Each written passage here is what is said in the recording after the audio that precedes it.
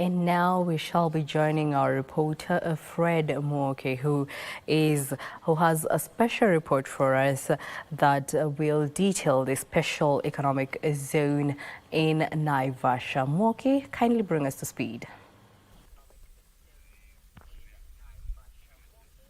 A very good afternoon to you, Jackie Wambiru. Welcome to this live broadcast, wherever you're watching us from. This is the great KBC, and coming to you live from Naivasha, Nakuru County.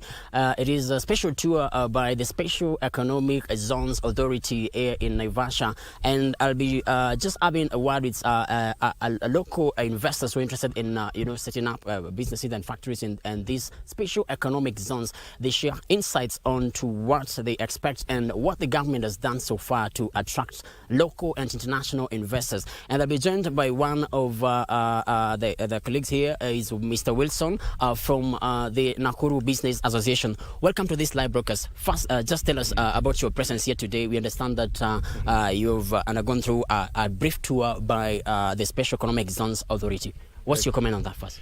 Excellent. My name is Wilson Geto. I'm the chair, Nakuru Business Association.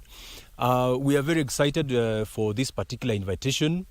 This was a specifically designed tour to be able to give us a clear orientation of exactly the opportunities that are nestled within this particular area.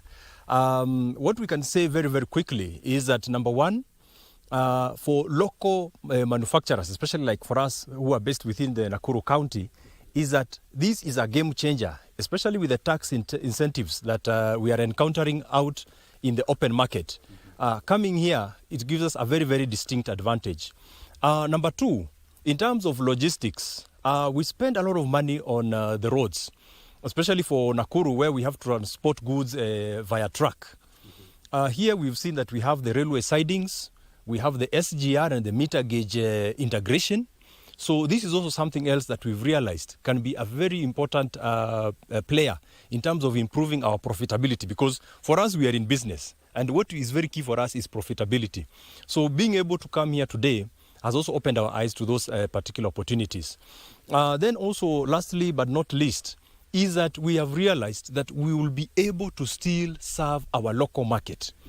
We've been made to understand that we can source raw materials from the local community and even the county, produce and export from this very, very same location, and also re-export back into the local market.